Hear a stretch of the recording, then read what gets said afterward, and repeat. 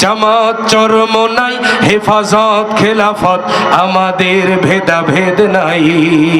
দেখো তো হাত তোলেনি কে কে, একটু মেহরবানি করে সবাই হাত তোলেন, সবাই হাত তোলেন, সবাই হাত তোলেন, মেহরবানি করে বলেন এসো মমতার বন্ধনে হাতে হাত রাখি সব দ্বন্দ্ব বিভেদ ভুলে যাই।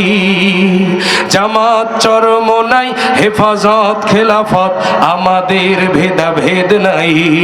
ওহো জামাত চরমোনাই হেফাজত খেলাফত আমাদের ভেদাভেদ নাই। ঠিক কিনা বলেন? কারবালা ফুরাতার সিন্ধু নদীর তীরে রক্ত ঝরিয়েছি আমরাই। কথা বলেন ঠিক কিনা? বালাকট সাপলাই পলাশির প্রান্তরে আজও সেই রক্তের ঘ্রাণ পাই। কারবালা ফুরাতার সিন্ধু নদীর তীরে রক্ত ঝরিয়েছি আমরাই। বালাকট সাপলাই পলাশির প্রান্তরে আজও সেই রক্তের ঘ্রাণ পাই।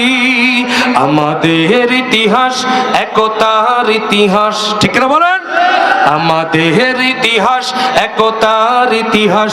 সুদ ঘুষ জেনা ব্যভিচার দুর্নীতি অন্যায় অবিচার নারী ধর্ষণ মানুষ খুন এমন কোনো অপরাধ নাই যা আমাদের দেশে আমাদের সমাজে হচ্ছে না। কথা বলেন ঠিক না বেঠিক?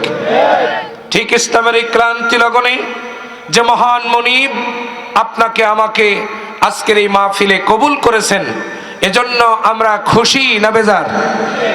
আর একটু জোরে বলুন, খুশি না বেজার? কম না বেশি? যদি খুশি হয়ে থাকেন আকাশ বাতাস মুখরিত করে শরীরের সবটুকুন শক্তি কণ্ঠের আগায় নিয়ে এসে শুকরিয়ার ঝান্ডাটা আরশে আজিমে পৌঁছায় দেন। চিৎকার করে বলুন আলহামদুলিল্লাহ। আর একটু জোরে বলুন আলহামদুলিল্লাহ। লক্ষ কোটি দুরূদ ও সালাম বিশ্ব মানবতার মহান মুক্তির দিশারি, নির্যাতিত নিষ্পেষিত লাঞ্ছিত বঞ্চিত শোষিত মানবতার পরম বন্ধু, কাল কিয়ামতের কঠিন বিপর্যস্ত ময়দানে আপনার আমার জন্য একমাত্র সুপারিশকারী, যুগ বদলের অগ্রনায়ক জনাবে মুহাম্মদুর রাসূলুল্লাহ। সকলে বলুন সাল্লাল্লাহু আলাইহি ওয়াসাল্লাম। মাগফিরাত কামনা করছি যুগে যুগে কালে কালে আল্লাহর জমিনে আল্লাহর দ্বীন প্রতিষ্ঠার আন্দোলন করতে গিয়ে বুকের তাজা রক্ত জমিনে যারা ঢেলে দিয়েছেন এবং অত্র এলাকার মাটির নিচে যত মুমিন মুমিনাত শাহিদ হয়েছেন, আল্লাহ রাব্বুল আলামিন যেন তাদের প্রত্যেকের কবরগুলোকে জান্নাতুল ফেরদাউসের সর্বোচ্চ মাকাম বানিয়ে দেন। আমরা সকলে বলি আল্লাহুম্মা আমিন। আর একটু জোরে বলুন আল্লাহুম্মা আমিন। সম্মানিত হাজিরিন, রাত গভীর থেকে গভীর হতে চলেছে। আমি আপনাদের মাঝে ভূমিকায় মোটু কথা লম্বা করব না, সরাসরি মূল আলোচনায় চলে যেতে চাই। আল্লাহ আজকের মাহফিলকে কবুল করুন, জোরে বলেন আমিন। আর একটু জোরে বলেন আল্লাহুম্মা আমিন। সম্মানিত হাজরিন, আজকে আলোচনার মূল বিষয় হলো এমন 5টি ভয়ানক কবিরা গুনাহ আছে যা করলে নিঘাত আল্লাহর জাহান্নামে যেতে হবে। একটু আওয়াজ দিয়ে বলেন কয়টা? আরো জোরে বলেন কয়টা? সবাই একটু হাত তোলেন তো মেহেরবানি করে, ডান হাত উঁচু করেন। জোরে বলেন কয়টা? আরো জোরে। জোর হলো না, আরো জোরে। 5টি ভয়ানক কবিরা গুনাহ যা করলে নিঘাত আল্লাহর জাহান্নামে যেতে হবে। আমার দিনী ভাইরা গভীর মনোযোগ দিবেন। ইমাম আজ-জাহাবি রহমাতুল্লাহ আলাইহি গুনাহের উপর একটি কিতাব লিখেছেন, যেটির বাংলা অনুবাদ হয়েছে। বাংলা অনুবাদ হয়ে কিতাবটির নাম হয়েছে কবিরা গুনাহ। কি নাম? কবিরা গুনাহ। আমার দিনী ভাইরা যদি সম্ভব হয় এই কিতাবটি কিনে পড়বেন। এই কিতাবের ভিতরে তিনি 70টি কবিরা গুনাহকে একত্রিত করেছেন, যার প্রত্যেকটির পরিণতি অত্যন্ত ভয়াবহ। তার ভিতরে এমন 5টি ভয়ানক কবিরা গুনাহ আছে যা করলে নিঘাত আল্লাহর জাহান্নামে যেতে হবে। দুঃখজনক হলেও সত্য কথা, আমরা আজকের মঞ্চে এবং ময়দানে যারা আজকের এই মাহফিলে উপস্থিত হয়েছি, আমরা সবাই কম বেশি এই 5টা কবিরা গুনাহের ভিতরে লিপ্ত আছি। জোরে কর নাউজুবিল্লাহ। আর একটু জোরে বলেন নাউজুবিল্লাহ। সুতরাং আমাদেরকে শুনতে হবে সেই 5টি ভয়ানক কবিরা গুনাহ কি, এবং যদি সেই গুনাহগুলোর ভিতরে আমরা লিপিবদ্ধ থাকি, নিপতিত থাকি, তাহলে আমাদের সকলকে তওবা করে একসঙ্গে ফিরে আসার নিয়ত করে আল্লাহর কাছে দোয়া করে বাড়ি যাব ইনশাআল্লাহ। জোরে বলেন ইনশাআল্লাহ। চলুন আর ভূমিকায় কথা নয়, সরাসরি আমরা আমাদের মূল আলোচনায় চলে যায়। আমার দিনী ভাইরা, 5টি ভয়ানক কবিরা গুনাহ, নিশ্চিত জাহান্নাম। গভীর মনোযোগ দিবেন। 1 নাম্বার কবিরা গুনাহ, যেটা করলে নিঘাত আল্লাহর জাহান্নামে যেতে হবে, সেই কবিরা গুনাহটি হলো নামাজ না পড়া। 1 নাম্বার কি? একটু জোরে বলেন, আরো জোরে বলেন। নামাজ না পড়া। নামাজ যারা পড়বে না, এরা যাবে আল্লাহর জাহান্নামে। কথা কার? একটু জোরে বলেন, কথা কার? আল্লাহ রাব্বুল আলামিন বলেন, ফি জান্নাতি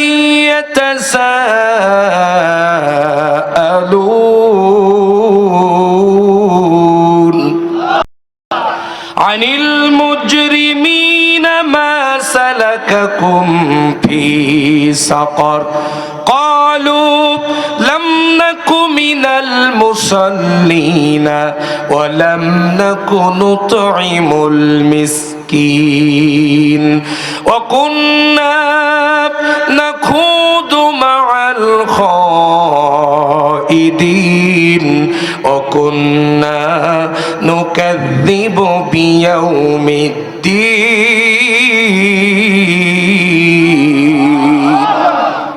আল্লাহ রাব্বুল আলামিন বলেন, কিয়ামতের কঠিন বিপর্যস্ত ময়দানে 2টি গ্রুপ আল্লাহ রাব্বুল আলামিনের দরবারে উঠবে। একটা গ্রুপ যাবে জান্নাতে, আর একটা গ্রুপ যাবে আল্লাহর জাহান্নামে। জাহান্নামে যারা যাবে, ওই জাহান্নামীদের কাছে জিজ্ঞাসা করা হবে, প্রশ্ন করা হবে, মা সালাকাকুম ফি সাকার, কেন তোমরা জাহান্নামের মধ্যে এসেছো? কোন অপরাধ করার কারণে আজকে তোমরা জাহান্নামে আসলে? জবাব দিতে গিয়ে তারা 4টি কথা বলবে। 1 নম্বরে তারা বলবে, লাম নাকু মিনাল মুসাল্লিন, দুনিয়ার জমিনে আমরা নামাজ পড়তাম না, যার কারণে আজকের জাহান্নামে এসেছি। জোরে কান নাউজুবিল্লাহ।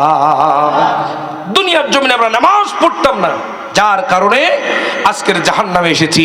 এবার একটা আওয়াজ করে বলুন, নামাজ না পড়লে কোথায় যেতে হবে? আরেকটু জোরে বলেন, কোথায় যেতে হবে?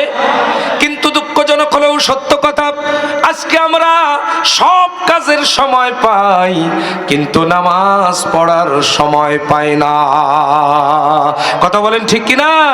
ফজরের ক্ষণ গেল পড়নি নামাজ, জোহরেও ডুবেছিলেনি শত কাজ, হেলাই খেলায় গেল আসরের কাল, হেলাই খেলায় গেল আসরের কাল, মাগরিবেও পড়লে না নামাজির সাজ, ফজরের ক্ষণ গেল পড়নি নামাজ, জোহরেও ডুবেছিলেনি শত কাজ। ঠিক কিনা বলেন? বিনোদনে কেটে গেল এশার সময়, এতটুকু জাগলো না কবরের ভয়। ঠিক কিনা? বিনোদনে কেটে গেল এশার সময়, এতটুকু জাগলো না কবরের ভয়, খুঁজলে না একবারও না জাতের পথ, মুসলিম নাম নিতে পেল না কোলাস, ফজরের ক্ষণ গেল পড়নি নামাজ, জোহরেও ডুবেছিলেনি শত কাজ। কথা বলেন ঠিক কিনা? নামাজ যারা পড়বে না, এরা যাবে আল্লাহর জাহান্নামে। কথা বলেন ঠিক না বেঠিক? এবার আসুন, এই নামাজ কিন্তু একা একা পড়লে হবে না। আল্লাহ পাক বলছেন, কু আনফুসাকুম ওয়া আহলিকুম নারা, নিজে জাহান্নামের আগুন থেকে বাঁচো, আহালবর্গ, পরিবারবর্গ, সমাজ, দেশ, জাতি, রাষ্ট্রকে জাহান্নামের আগুন থেকে বাঁচাও। কথা বলেন কথা কার? আরেকটু জোরে বলতে হবে, কথা কার? আল্লাহর। আমার দিনী ভাইরা, সুতরাং আপনাকে আমাকে 5 ওয়াক্ত নামাজ পড়ার পাশাপাশি দেশের মানুষ, সমাজের মানুষ, রাষ্ট্রের মানুষ, আহালবর্গ, এলাকার মানুষ যাতে নামাজ আদায় করে, এজন্য নামাজ কায়েমের আন্দোলন করতে হবে। কথা বলেন ঠিক কিনা? আরো জোরে বলেন ঠিক কিনা? আমি একটা প্রশ্ন আপনাদের কাছে করি, একটু জবাব দেন, বুঝে শুনে জবাব দিবেন। নামাজ কায়েম করাটা মূলত কার দায়িত্ব? বলেন। আল্লাহর দায়িত্ব? আমাদের দায়িত্ব? অনেকে বলছেন আল্লাহর, অনেকে বলছেন আমাদের। না, নামাজ কায়েম করাটা মূলত দেশের সরকারের দায়িত্ব। এটা আস্তে ঠিক বললে হবে না, জোরে কোন ঠিক কিনা? আমার দিনী ভাইয়েরা, তার বাস্তব প্রমাণ লক্ষ্য করুন। বিশ্বনবী যতদিন মক্কায় ছিলেন নামাজ কায়েম তিনি করেন নাই, একা একা নামাজ পড়েছেন, আল্লাহ ফরজ করে দেন নাই। যখনই তিনি মক্কা থেকে মদিনায় চলে গেলেন, মদিনার একটি ইসলামী রাষ্ট্রের তিনি প্রেসিডেন্ট হয়ে গেলেন। আমার নবীর হাতে এখন প্রশাসনিক পাওয়ার, আমার নবীজির হাতে এখন ল্যান্ড পাওয়ার, আমার নবীজির হাতে এখন রাষ্ট্র শক্তি। সব ক্ষমতাগুলো যখন নবীর হস্তগত হয়ে গেল, আল্লাহ রাব্বুল আলামিন তখন সূরা হজ্জের 41 নম্বর আয়াতটা নবীজির কাছে নাজিল করে দিলেন। আল্লাহ রাব্বুল আলামিন বলে দিলেন, আল্লাযীনা ইম্মাক্কান্নাহুম ফিল আরদি আকামুস সালাহ ইলা আখিরিল আয়া। আল্লাহ রাব্বুল আলামিন বলেন, ওগো আমার হাবিব, আপনার কাছে এখন সব ক্ষমতা। ইয়া রাসূলুল্লাহ, ইয়া হাবিবাল্লাহ, আপনার এখন দায়িত্ব হলো 4টা, কাজ হলো 4টা। 1 নাম্বার কাজ হলো আপনি রাষ্ট্রীয়ভাবে নামাজকে কায়েম করে দেন। সুতরাং নামাজ কায়েম করাটা দেশের সরকারের দায়িত্ব। এখন যদি আপনি বলেন হুজুর তাহলে আপনার আমার দায়িত্ব কি? আপনার আমার দায়িত্ব হচ্ছে ওই সরকার যদি নামাজ কায়েম না করে, তীব্র গণ আন্দোলন গড়ে তুলে ওই সরকারকে নামাজ কায়েম করতে বাধ্য করা আপনার আমার দায়িত্ব। কথা কি বুঝতে পেরেছেন? এবার আমি আর একটা প্রশ্ন আপনাদের কাছে করি। বলুন তো নীলফামারীর তাওহীদি জনতা, আমরা কি কেউ জাহান্নামে যেতে চাই? যারা জবাব দিলেন না তারা মনে হয় যেতে চাই। হ্যাঁ, একটু জোরে বলেন, আমরা কি কেউ জাহান্নামে যেতে চাই? আরো জোরে কোন জাহান্নামে যেতে চাই? আমার দিনী ভাইরা, তাহলে আপনাকে আমাকে একটাই স্লোগান নিয়ে সামনে অগ্রসর হতে হবে, সেটি হলো আমরা কেউ জাহান্নামে যেতে চাই না। সুতরাং আমরা নিজেরা নামাজ পড়বো, আমাদের পরিবার বর্গ, আহাল বর্গ, সমাজের মানুষকে নামাজ পড়ানোর জন্য চেষ্টা করব, দেশে এবং রাষ্ট্রে নামাজ কায়েমের আন্দোলন করব। আগামী নির্বাচনে যারা নামাজকে রাষ্ট্রীয়ভাবে প্রতিষ্ঠিত করতে চায় তাদেরকেই ভোট দিয়ে পার্লামেন্টে নিয়ে যাব। রাজি আছেন কারা কারা? দুই হাত উঁচু করে আল্লাহকে দেখা। আল্লাহ কবুল করুন, জোরে বলেন আমিন। আরো জোরে বলেন আল্লাহুম্মা আমিন। আমার দিনী ভাইয়েরা, একটা কথা স্পষ্ট, 55 বছর বাংলাদেশ স্বাধীন হয়েছে। কত সরকার এলো, কত সরকার গেল, কিন্তু বাংলার জমিন থেকে একটি দুর্নীতি, একটি অসঙ্গতি, একটি অশান্তি আমার দিনী ভাইরা তারা বিদায় করতে সক্ষম হয় নাই। কথা বলেন ঠিক কিনা? আরো জোরে বলেন ঠিক কিনা? সুতরাং আমাদের দাবি একটাই, সব ঘোড়ার ডিম দেখা শেষ। আগামীর বাংলাদেশ ইসলামের বাংলাদেশ, আগামীর বাংলাদেশ কোরআনের বাংলাদেশ, আগামীর বাংলাদেশ আলেম ওলামার বাংলাদেশ। সুতরাং আগামীর বাংলাদেশকে কোরআনের বাংলাদেশ হিসেবে বিনির্মাণ করার জন্য যদি বাংলার জমিনে আর একটি গণ অভ্যুত্থানের ডাক দেওয়া হয়, মাথায় কাপড়ের কাপড় বেঁধে, বুকে আল্লাহর কোরআন নিয়ে, শাহাদাতের তামান্না নিয়ে রাজপথে নেমে যেতে রাজি আছেন কারা কারা? দুই হাত উঁচু করে আল্লাহকে দেখা।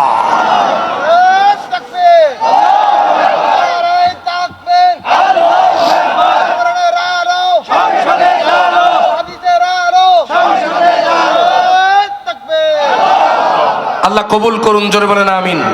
আরো জোরে বলেন আল্লাহুম্মা আমিন। তাহলে 1 নাম্বার কবিরা গুনাহ যেটা করলে মানুষ নিঘাত আল্লাহর জাহান্নামে যাবে, সেই কবিরা গুনাহটি হলো নামাজ না পড়া, নামাজ কায়েমের আন্দোলন না করা। ঠিক আছে তো ইনশাআল্লাহ? এবার আসেন 2 নাম্বার কবিরা গুনাহ, যেই কবিরা গুনাহটি করলে নিশ্চিত আল্লাহর জাহান্নামে যেতে হবে, সেই কবিরা গুনাহটি হলো ভালো ভালো মানুষের বিরুদ্ধে মিথ্যা অপবাদ দেওয়া। কথা বলেন, ভালো ভালো মানুষের বিরুদ্ধে কি করা? মিথ্যা অপবাদ দেওয়া। ভালো ভালো মানুষের বিরুদ্ধে যারা মিথ্যা অপবাদ দিবে ওরা যাবে আল্লাহর জাহান্নামে। কথা কার? আরো জোরে বলেন কথা কার? আল্লাহ রাব্বুল আলামিন বলেন, ইন্না ইন্নাল্লাযীনা ইয়ারমুনাল মুহসানাতিল গাফিলাতিল মুমিনাতি লুইনু ফিদ দুনিয়া ওয়াল আখিরা ওয়া লাহুম আযাবুন আযীম।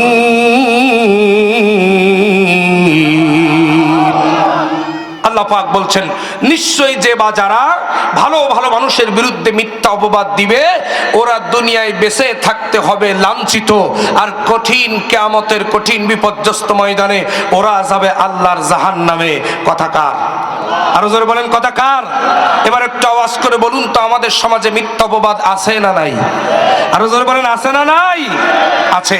আমার দিনী ভাইরা, মিথ্যা অপবাদ এটি অত্যন্ত ভয়ানক জিনিস। আমরা দেখতে পেয়েছি বিগত দিনগুলিতে সবচাইতে বেশি মিথ্যা অপবাদ দেওয়া হয়েছে হক্কানি আলেমদের বিরুদ্ধে আর ইসলামী আন্দোলনের নেতা কর্মীদের বিরুদ্ধে। কথা বলেন ঠিক কিনা? আরো জোরে বলেন ঠিক কিনা? আমার দিনী ভাইরা, মিথ্যা অপবাদের ধারাবাহিকতায় আমরা দেখতে পেয়েছি শতাব্দীর শ্রেষ্ঠ মুফাসসিরে কোরআন, 50 বছর যিনি কোরআনের কথা বলেছেন গোটা পৃথিবীতে, যার হাতে হাত রেখে অসংখ্য মুসলিম কালেমা পড়ে মুসলমান হয়েছেন, কাবা শরীফের দরজা যার জন্য উন্মুক্ত ছিল, কাবার ইমাম যার কপালে চুমা খায়, তাকে মিথ্যা ধর্ষণকারী অপবাদ দিয়া 13 বছর জেলখানার মধ্যে বন্দী করে অবশেষে ইনজেকশন পুশ করে তাকে হত্যা করেছে। কথা বলেন ঠিক কিনা? আরো জোরে বলেন ঠিক কিনা? আমার দিনী ভাইরা, আমার বাবাজিরা, আল্লাহ পাক বলছেন, এই মিথ্যা অপবাদ যারা মানুষের বিরুদ্ধে দেয় ওরা দুনিয়ায় হবে লাঞ্ছিত। লাঞ্ছিত কাকে বলে, কত প্রকার, কি কি, আল্লাহ সেটাও 5 আগস্টে দেখাই দিয়েছেন। কথা বলেন ঠিক কিনা? আরো জোরে বলেন ঠিক কিনা? সুতরাং এরা দুনিয়ায় হবে লাঞ্ছিত, আর কিয়ামতের কঠিন বিপর্যস্ত ময়দানে এরা যাবে আল্লাহর জাহান্নামে। কথা কার? আরো জোরে বলেন, কথা কার? আল্লাহর। সুতরাং মিথ্যা অপবাদ দেওয়া থেকে বিরত থাকতে হবে। কথা বলেন ঠিক কিনা? আমার দিনী ভাইয়েরা, এই মিথ্যা অপবাদ কত ভয়ানক জিনিস। ছোট্ট একটি উদাহরণ আমি আপনাদের মাঝে পেশ করতে চাই, গভীর মনোযোগ দিয়ে কথাগুলো শুনতে হবে। আমার দিনী ভাইয়েরা, আপনারা নিশ্চয়ই ইমাম মালিক রহমাতুল্লাহ আলাইহির নাম শুনেছেন, শুনেছেন না? বিশ্ববিখ্যাত আলেম। আমার দিনী ভাইয়েরা, এই পৃথিবীতে 4টি মাযহাব, সবচাইতে শ্রেষ্ঠ মাযহাব, একটা হলো হানাফি, একটা হলো শাফি, একটা হলো হাম্বলি, আর একটা হলো মালিকি। এই মালিকি মাযহাবের যিনি প্রতিষ্ঠাতা ইমাম ছিলেন, নাম হলো তার ইমাম মালিক রহমাতুল্লাহ আলাইহি। ইমাম মালিক রহমাতুল্লাহ আলাইহি যখন মদিনার প্রধান বিচারপতি, গভীর মনোযোগ দিবেন, ওই মদিনায় একটা আশ্চর্যজনক ঘটনা ঘটে গিয়েছিল। আমার দিনী ভাইয়েরা, আমার বাবাজিরা, ওই মদিনায় যখন তিনি প্রধান বিচারপতির দায়িত্বে ছিলেন, ওই মদিনার একজন মহিলার ইন্তেকাল হলো। আমার দিনী ভাইরা, আমি একটু আপনাদের কাছে জানতে চাই, আপনাকে আমাকেও একদিন মরা লাগবে কি লাগবে না? একটু জোরে বলেন না, মরা লাগবে কি লাগবে না? কেউ থাকতে পারবো না। আমার দিনী ভাইরা, আজকের এই সারিতে আমরা যারা বসে আছি, আমার ভাইরা একটু তাকায় দেখেন, কেউ কিন্তু থাকতে পারবো না। ওনার একটা পরিচয় আছে। আমার নাম মাওলানা আফজাল হোসেন জিহাদি, বাড়ি হলো সাতক্ষীরা। পাশে যিনি বসে আছেন ওনারও একটা পরিচয় আছে। মাওলানা আব্দুল হান্নান নুরি, ওনারও একটা পরিচয় আছে। কিন্তু আপনি আমি যেই দিন এই পৃথিবীর জমিন থেকে বিদায় হয়ে যাব, আপনার আমার আমাদের সকলের একটাই মাত্র পরিচয় হবে। সেই পরিচয়টা হলো লাশ। আর একটু জোরে কোন, আরো জোরে কোন, কি? লাশ। আমার ভাইরা, কেউ এই পৃথিবীতে থাকতে পারবো না। আমাদেরকে ওই কবরের মাটি প্রতিনিয়ত ডাকতেছে। কত বলেন ঠিক কিনা? আরো জোরে বলেন ঠিক কিনা?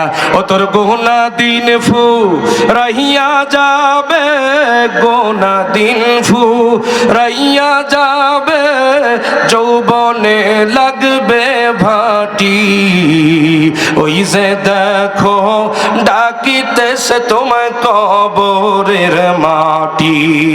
বলেন, ওই যে দেখো ডাকিতেছে তোমায় কবরের মাটি, গোনা দিন ফু রাইয়া যাবে, গোনা দিন ফু রাইয়া যাবে, যৌবনে লাগবে ভাটি, ওই যে দেখো ডাকিতেছে তোমায় কবরের মাটি, ওই যে দেখো ডাকিতেছে তোমায় কবরের মাটি। সন্ধ্যার আগে যেদিন ডুবে রে বেলা, এক পলকে ভেঙ্গে যাবে তোমার রঙ্গেরই মেলা। ঠিক না বলেন? সন্ধ্যার আগে যেদিন ডুববে রে বেলা,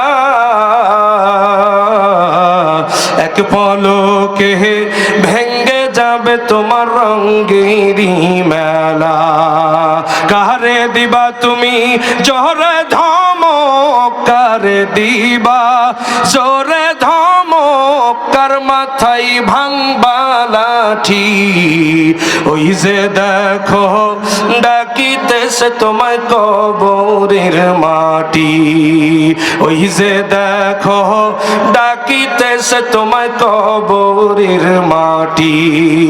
ও তোর গোনা দিন ফু রাইয়া যাবে, গোনা দিন ফু রাইয়া যাবে, যৌবনে লাগবে ভাটি।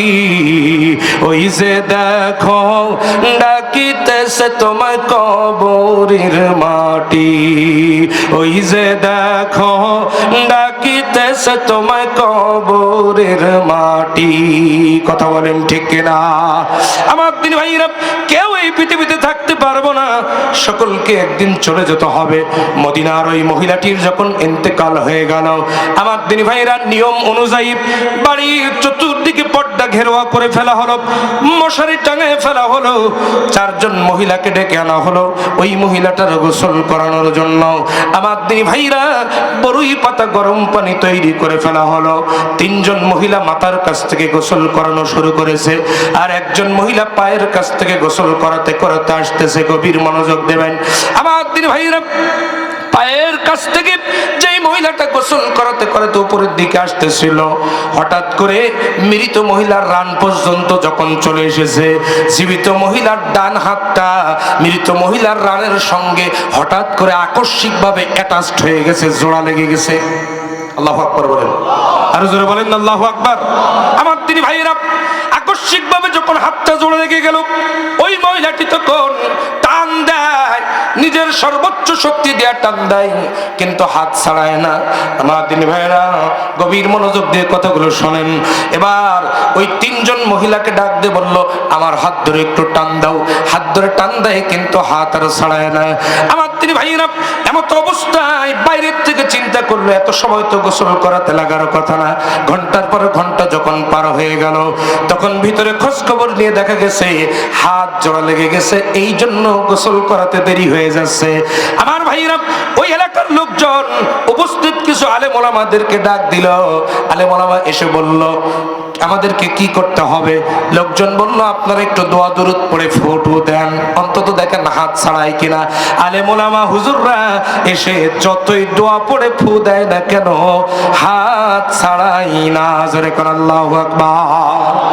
হাত ছাড়াই না, যতই দোয়া দরুদ পড়ে ফু দেয়, হাত ছাড়াই না, হাত জোড়া লেগে আছে।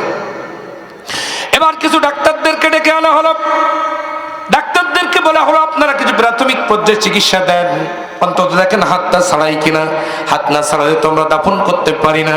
আমার দিনী ভাইরা, আমার বাবাজিরা, ডাক্তার এসে যতই চিকিৎসা দেয় না কেন, হাত ছাড়াই না। জোরে কোন আল্লাহু আকবার। হাত ছাড়াই না।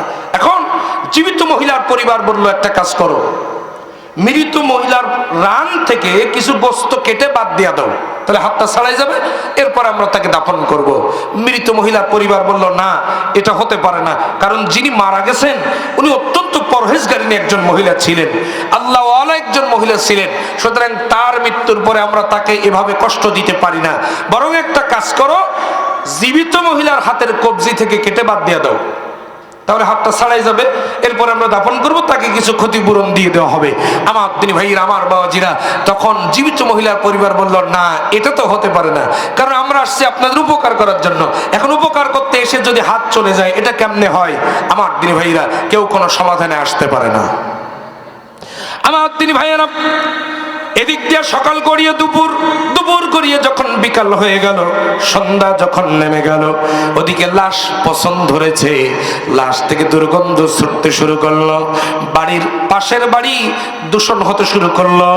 আমার তিনি ভাইরা, তার কারণ হলো আপনি আমি যে হাত নিয়ে বড়াই করি, আপনি আমি যে চোখ নিয়ে বড়াই করি, যেই চুলের পেছনে হাজার হাজার টাকা ব্যয় করি, যেই শরীরের পেছনে হাজার হাজার লক্ষ লক্ষ টাকা ব্যয় করি, একটুকে চিন্তা করে দেখেছেন আপনি আমি চোখ দুটো বোঝার সঙ্গে সঙ্গে এই অঙ্গ প্রত্যঙ্গ গুলো গলতে শুরু করবে, পচতে শুরু করবে।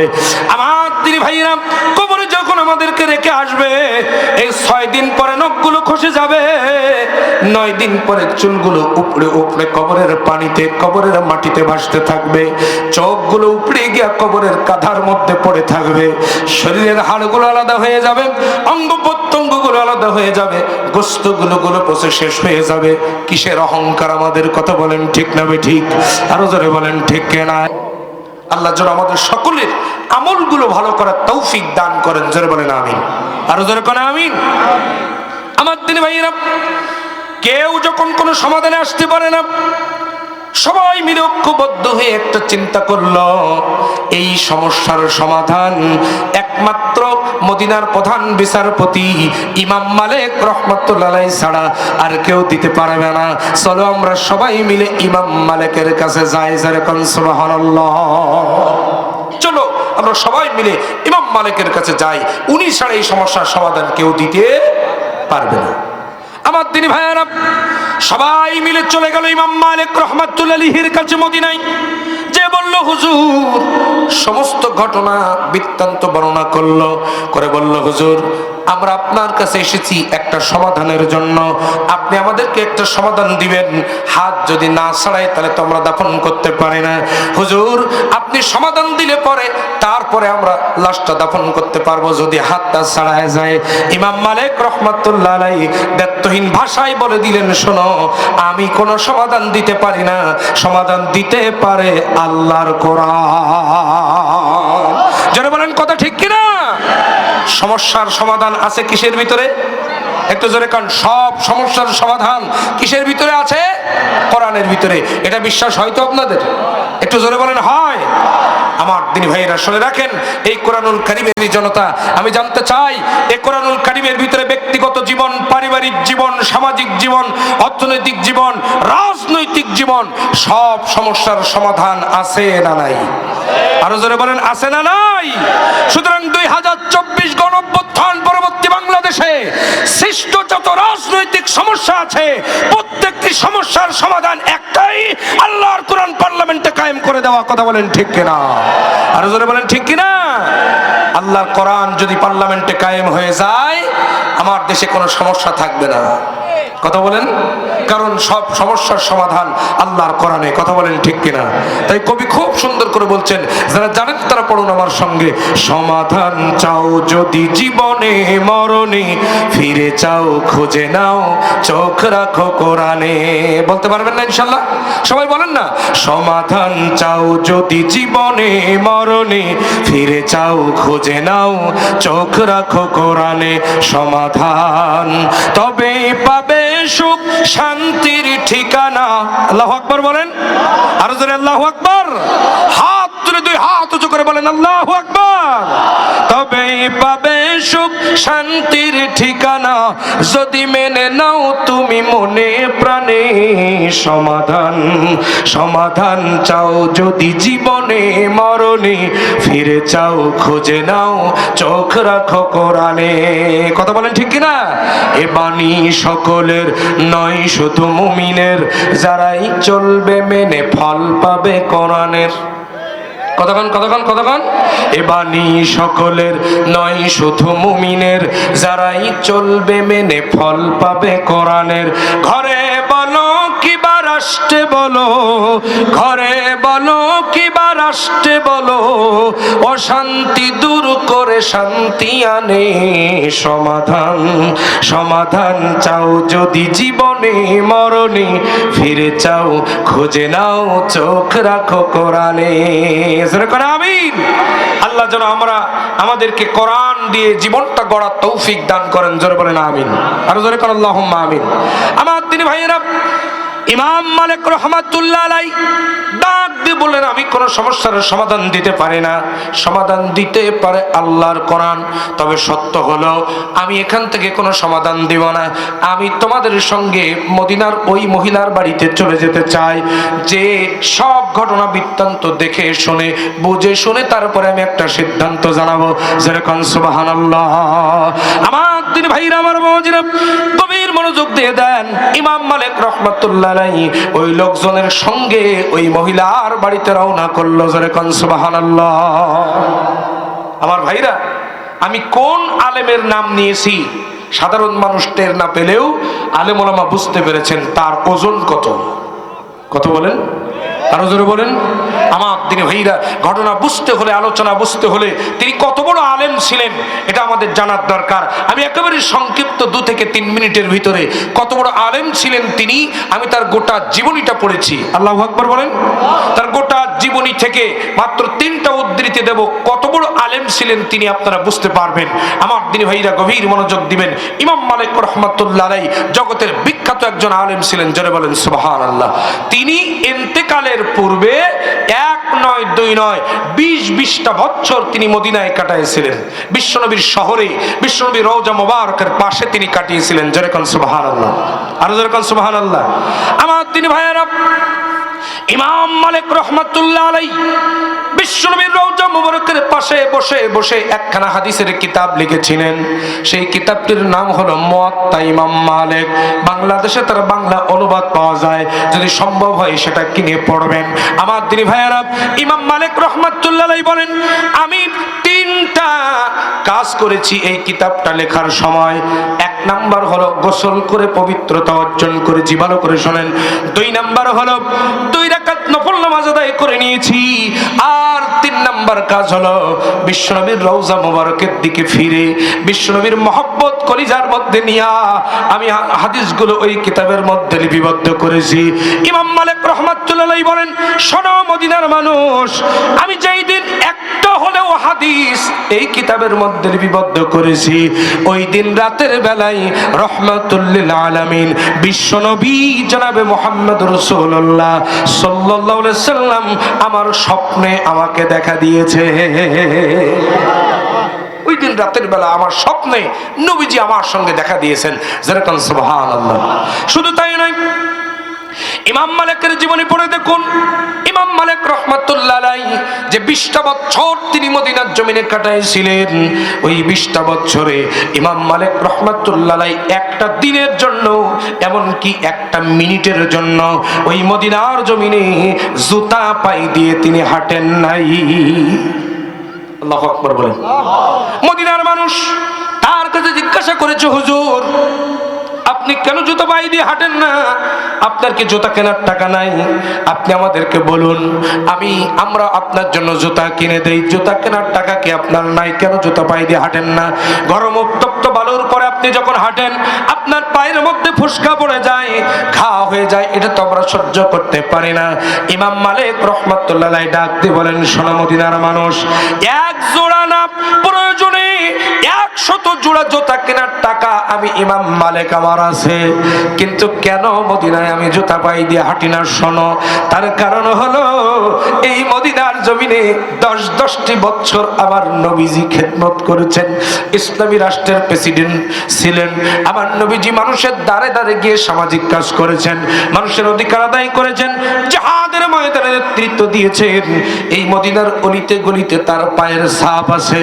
ও মদিনার মানুষ, শুনে রেখে দাও, আমি মদিনায় জুতা পায়ে দিয়া যদি হাঁটি আর আমার অসতর্কতা বশত আমার জুতাওয়ালা ওয়ালা পায়ের ছাপ যদি আমার নবীজির পায়ের ছাপের উপরে পড়ে যায় তাহলে বিশ্ব নবীর শানে বেয়াদবি হয়ে যাবে।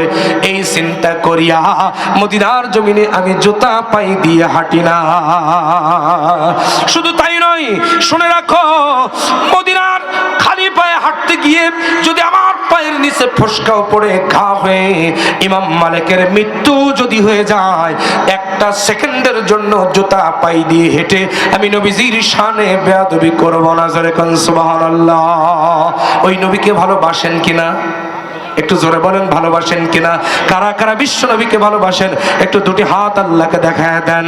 আর সবাই আমার সঙ্গে বলেন, পাইলে নিরালাই গো নবী, পাইলে নিরালাই। বলেন, সবাই বলেন, পাইলে নিরালাই গো নবী, পাইলে নিরালাই। দুই কদমে সুমু খাবো, দুই কদমে সুমু খাবো, শরণ ধুলি মাখবো গাই। পাইলে নিরালাই গো নবী, পাইলে নিরালাই, পাইলে নিরালাই গো নবী, পাইলে নিরালাই। ওই মদিনা কত দূরে, লোহিত সাগরের পাড়ে। আল্লাহু আকবার বলেন। মদিনারি সোনার ঘরে, মদিনারি সোনার ঘরে আছেন তিনি সর্বদাই। পাইলে নিরালাই গো নবী, পাইলে নিরালাই, পাইলে নিরালাই গো নবী, পাইলে নিরালাই। দুই কদমে চুমু খাবো, দুই কদমে চুমু খাবো, শরণ ধুলি মাখবো গাই। পাইলে নিরালাই গো নবী, পাইলে নিরালাই, পাইলে নিরালাই গো নবী, পাইলে নিরালাই। জোরে বলেন আমিন, আরো জোরে বলেন আমিন। আমার দিন ভাইয়েরা গভীর মনোযোগ দিয়ে দেন। ইমাম মালিক রাহমাতুল্লাহ আলাইহির জীবনী পড়তে গিয়ে আরো একটি চমৎকার উদাহরণ আমি পেলাম, ঘটনা একটা পেলাম। তিনি একদিন মসজিদ নববীর মধ্যে বসে বসে হাদিসের দার্স দিচ্ছেন। তার সামনে শত শত ছাত্রবৃন্দ বসা, তারা হাদিসের ক্লাস করতেছে, দার্স নিচ্ছেন, গভীর মনোযোগ। তৎকালীন সময়ে ওই মদিনার মসজিদ নববীর ফ্লোরটা ছিল কাঁচা বালুর ফ্লোর, বালু। আমার ভাইরা, কিন্তু আশ্চর্যের বিষয় হলো ওই বালুর মধ্যে যারা সেজদা দিয়েছে, এ দুনিয়ায় বেঁচে থাকতে তারা আল্লাহর জান্নাতের সার্টিফিকেট প্রাপ্ত হয়ে তারা আল্লাহ রাব্বুল আলামিনের জান্নাত পেয়ে ধন্য হয়ে গেছে। কিন্তু আশ্চর্যের বিষয় হলো আজকে আমরা আমাদের মসজিদগুলোতে মার্বেল টাইলস বসিয়েছি, মার্বেল টাইলসের উপরে সেজদা দিয়ে কপাল কালো করে ফেলেছি, কিন্তু আমাদের চরিত্রের কোনো উন্নতি হয়নি। একটু জোরে বলেন, আরো জোরে বলেন। তার মানে সে যুগের মসজিদ গুলো ছিল কাঁচা, মুসল্লিদের ঈমান ছিল পাকা। আর আজকের মসজিদ হয়েছে পাকা, কিন্তু ঈমান রয়ে গেছে কাঁচা। কথা বলেন ঠিক কিনা? আরো জোরে বলেন ঠিক কিনা? কষ্ট হচ্ছে না তো আপনাদের? আমার দিনী ভাইয়ারা, মসজিদ নববীর মধ্যে বসে তিনি হাদিসের দার্স দিচ্ছেন। হঠাৎ করে ওই বালুর মধ্যে দিয়ে একটা বিচ্ছু, নীলফামারীতে কি বলে? বিচ্ছুই বলেন। একটা বিচ্ছু ইমাম মালিক রাহমাতুল্লাহ আলাইহির পাঞ্জাবির মধ্য দিয়ে ঢুকে তার পিঠের মধ্যে ঢুকে আমার ভাইরা একটা কামড় দিয়েছে। বিশেষ যন্ত্রণায় তিনি গোটা শরীরটা জ্বলতেছে, ছটফট করতে লাগলেন। আমার দিনী ভাইরা, কিন্তু আশ্চর্যের বিষয় হলো একটা সেকেন্ডের জন্য তিনি হাদিস পড়ানো বন্ধ করলেন না। আমার দিনী ভাইয়ারা, কিছুক্ষণ পর দেখা গেল তার চোখ দিয়ে দর দর করে পানি বের হচ্ছে। ছাত্ররা বলল, হুজুর, হুজুর তো প্রতিদিন মসজিদ নববীতে রাসূলুল্লাহর মহব্বত নিয়ে হাদিস পড়ে, বিশ্বনবীর মহব্বতে তার চোখ দিয়ে পানি পড়ে, এটা নতুন কিছু না, এটা স্বাভাবিক ব্যাপার। আমার দিনী ভাইয়ারা, এই চিন্তা করে তারাও আর কিছু বলে না। মোটামুটি ঘন্টা খানেক পর ইমাম মালিক রাহমাতুল্লাহ আলাইহি হাদিসের ক্লাসটা শেষ করে তার এক ছাত্রকে ডাক দিয়ে বলেন, বাবা, আমার পেছনে পাঞ্জাবিটা একটু উঁচু কর। বাচ্চাটি পাঞ্জাবিটা উঁচু করে দেখতে পেল যতক্ষণে তিনি হাদিস পড়িয়েছেন ততক্ষণে ওই বিচ্ছুটা ইমাম মালিকের পিঠের মধ্যে 21 বার কামড় দিয়েছে। কয় জায়গায়? 21 জায়গায় কামড় দিয়েছে। আল্লাহু আকবার বলেন। আমার দিনী ভাইয়েরা, ছাত্ররা বিচ্ছুটাকে বের করে মেরে ফেললো। এবার ছাত্র জিজ্ঞাসা জিজ্ঞাসা করলো, হুজুর 21 বার বিচ্ছুতে কামড় দিল, অথচ আপনি একটাবারের জন্য আমাদেরকে বললেন না। আপনি যদি বলতেন তাহলে তো আমরা বিচ্ছুটাকে বের করে মেরে ফেলতাম। বড় জোর 1-2টা কামড় দিত, তার বেশি তো দিত না। হুজুর আপনি কেন এমনটা করলেন? ইমাম মালিক রাহমাতুল্লাহ ডাক দিয়ে বলেন, কি জবাবটা তিনি দিলেন? যে জবাব দিলেন, জবাবটি স্বর্ণাক্ষরে ইতিহাসে লেখা থাকবে। ইমাম মালিক রাহমাতুল্লাহ আলাইহি বলেন, শোনো আমার ছাত্ররা, শোনো মদিনার মানুষ, কোরআন তেলাওয়াত করার অর্থ হলো আল্লাহর সঙ্গে কথা বলা, আর হাদিস তেলাওয়াত করার অর্থ হলো রাসূলুল্লাহর সঙ্গে কথা বলা। জোরে কোন সুবহানাল্লাহ। আমি আমার রাসূলুল্লাহর সঙ্গে কথা বলতেছিলাম, অর্থাৎ নবীজির রওজা মোবারকের পাশে বসে আমি হাদিসের দার্স দিচ্ছিলাম। এমত অবস্থায় বিচ্ছুটা কামড় দিয়েছে, আমি দেখতে পেয়েছি, টের পেয়েছি, কিন্তু বিচ্ছুটাকে মারি নাই। তার কারণ হলো আমি যদি হাদিস পড়ানো বন্ধ করে দিয়া বিচ্ছুটাকে বের করে মারতাম, তাহলে হাদিসের চাইতে বিচ্ছু মারাটা বেশি গুরুত্বপূর্ণ বলে বিবেচিত হতো। এই চিন্তা করিয়া বিশ্বনবীর শানে বেয়াদবি হয়ে যাবে, এই চিন্তা করিয়া 21 বার কামড় সহ্য করেছি, কিন্তু হাদিস পড়ানো বন্ধ করি নাই। আমার ছাত্ররা শুনে রাখো, ওই বিচ্ছুর কামড়ে যদি ইমাম মালিকের মৃত্যু হয়ে যেত, তবুও আমি ইমাম মালিক 1 মিনিটের জন্য নবীজির হাদিস পড়ানো বন্ধ করে দিয়া নবীজির শানে বেয়াদবি করতে পারতাম না। জোরে কোন সুবহানাল্লাহ। আরো জোরে বলেন সুবহানাল্লাহ। আমার দিনী ভাইরা, আমার বাবাজিরা, অথচ আমরা আজকের মাহফিলটাই শেষ করে বাড়ি যেতে পারি না। আমাদের কষ্ট হয়ে যায় 1.5 থেকে 2 ঘন্টা বসতে, অথচ তিনি 1 ঘন্টা বিচ্ছুর কামড় সহ্য করে আমার ভাইরা হাদিস পড়িয়েছেন। 1 সেকেন্ডের জন্য হাদিস পড়ানো বন্ধ করেন নাই। এবার আপনারা বুঝে নেন তিনি কত বড় আলেম ছিলেন। ইসলামী আন্দোলন করার অপরাধে, আল্লাহর জমিনে আল্লাহর দ্বীন প্রতিষ্ঠান আন্দোলন করার অপরাধে জেলখানার ভিতরে তাকে নিয়া জালিম স্বৈরাচার শাসক তাকে পিঠ মোড়া দিয়ে 80 দিন বেঁধে রেখেছিল। কয়দিন? একটু জোরে কর না, কয়দিন? 80 দিন পিঠ মোড়া দিয়ে এভাবে পেছনে হাত 2টা বেঁধে রাখছিল। 80 দিন পর যখন তার হাত 2টা খুলে দেয়, হাত 2টা আর সামনে আসে না, ডিসকানেক্ট হয়ে গিয়েছিল বাহু থেকে। আমার দিনী ভাইরা, আমার বাবাজিরা, এত বড় আলেম ছিলেন তিনি। জেলখানার ভিতরে তার মৃত্যু হয়েছে। তিনি বলছেন, আমি তো এখান থেকে সমাধান দিব না, চলো সেখানে যেতে হবে, ঘটনা তদন্ত করে তারপরে আমি একটা সিদ্ধান্ত দেব। মনে আছে তো আপনাদের? মনে আছে? কষ্ট হচ্ছে না তো ভাইরা আমার? আমার দিনী ভাইয়ারা, ইমাম মালিক রাহমাতুল্লাহ আলাইহি মদিনায় চলে গেলেন ওই মহিলার বাড়িতে। যাওয়ার পরে ওই মহিলাটির সমস্ত ঘটনা বৃত্তান্ত দেখে শুনে তিনি এবার মহিলাটির জিজ্ঞাসাবাদ শুরু করলেন। 3টা প্রশ্ন তিনি করলেন, গভীর মনোযোগ দিবেন। 1 নম্বর প্রশ্ন হচ্ছে, ও মহিলা, তুমি যখন উরু পর্যন্ত গোসল করাতে করাতে এসেছিলে, একটা প্রশ্নের উত্তর দিবা, সত্য করে বলবা, খবরদার মিথ্যা কথা বলবা না। ও মহিলা, তুমি যখন উরু পর্যন্ত চলে এসেছিলে, তখন এই মৃত মহিলাটি সম্পর্কে ধারণা পোষণ করে তুমি এই মহিলাটি সম্পর্কে মিথ্যা কোনো অপবাদ দিয়েছিলে কিনা? 2 নম্বর কবিরা গুনাহ নিশ্চিত জাহান্নাম। সেই কবিরা গুনাহটি কি বলেন? একটু জোরে কোন, কি? মিথ্যা অপবাদ দেওয়া। তুমি কি এই মহিলাটির বিরুদ্ধে মিথ্যা অপবাদ দিয়েছিলে? সত্য করে বলো, মিথ্যা কথা বলবো না। মহিলা ডাক দিয়ে বলে, হুজুর মিথ্যা কথা বলবো না। শুনে রাখেন, আমি যখন গোসল করাতেছিলাম, বাকি 3 জন মহিলার সঙ্গে এই মহিলাটি সম্পর্কে মিথ্যা অপবাদ দিয়ে আমি বলেছিলাম, আজকে আমরা যার গোসল করাতে এসেছি, এই লোকটা দুনিয়ায় ছিল দুশ্চরিত্রা, জেনাকারিনী, ব্যভিচারিণী। নাউজুবিল্লাহ বলবেন? একটু জোরে কর না, নাউজুবিল্লাহ। ব্যভিচারিণী মহিলা ছিল, চরিত্রা মহিলা ছিল।